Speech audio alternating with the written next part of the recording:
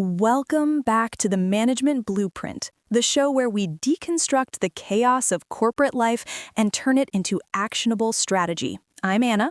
And I'm Jamie. And we extend our thanks to Dr. Henry from Tanzania Institute of Accountancy for scripting this for us. This will be very helpful for students doing Bachelor of Human Resource Management.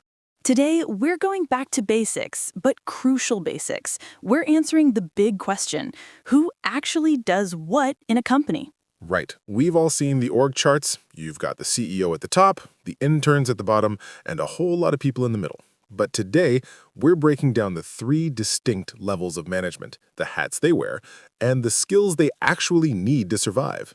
FSEX, upbeat professional intro music fades in and under. Segment 1, the three levels of management.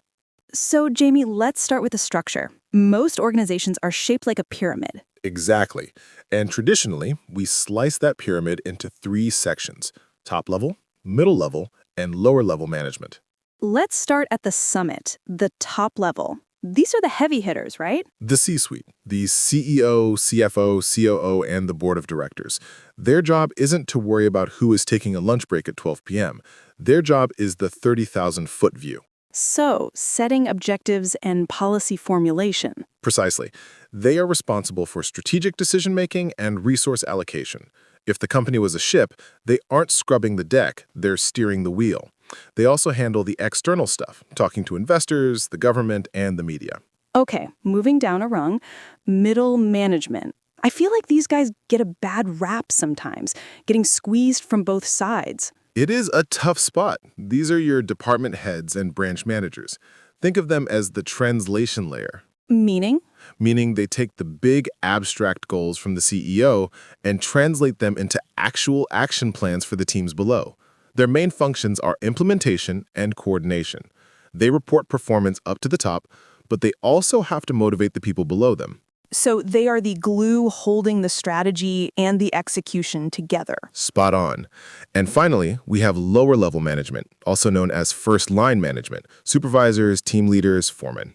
These are the people in the trenches. Yes, they work directly with the non-managerial employees. Their focus is supervision, task assignment, and keeping the day-to-day operations running smoothly. If a machine breaks or an employee is struggling with a task, the first-line manager handles it. Segment 2, the many hats of a manager. Okay, so that's where they sit, but what do they actually do all day? You mentioned Henry Mintzberg's theory in our pre-show notes. Right. Mintzberg argued that managers don't just manage.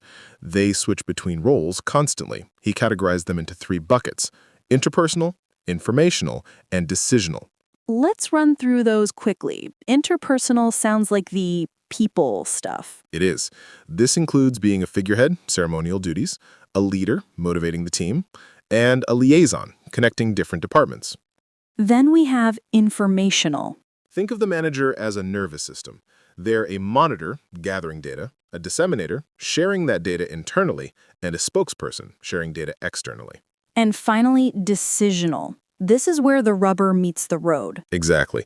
This is the entrepreneur role: innovating, the disturbance handler, putting out fires, very common. Resource allocator, budgeting, and the negotiator. So a manager might spend 9 a.m. acting as a figurehead, 10 a.m. as a disturbance handler, and 11 a.m. as a spokesperson. Exactly. It's a juggling act. Segment 3, the skills toolkit. This brings us to the final piece of the puzzle. If you want to survive these roles, what skills do you need? We generally look at three types of skills: conceptual, human relations, and technical. But here's the catch, Alex. The mix of skills you need changes depending on where you are in that pyramid we talked about earlier. Walk me through that. Let's start with the top-level managers again. At the top, you need heavy conceptual skills. You need to understand complex situations, see the big picture, and think strategically long-term. You don't necessarily need to know how to code or operate the machinery anymore. But you definitely need human relations skills. 100%. Human relations skills, communication, leadership, empathy are required at all levels. You never stop dealing with people. Okay, what about the middle managers? They need a balanced diet. They need enough conceptual skill to understand the CEO's vision, but enough technical skill to understand what their department actually does. And the first line managers? For them, technical skills are king. If you are supervising a team of engineers, you better know engineering. You're solving day-to-day problems. You need that hands-on proficiency. As you get promoted up the ladder, your reliance on technical skills drops and your reliance on conceptual skills skyrockets. Outro. FX.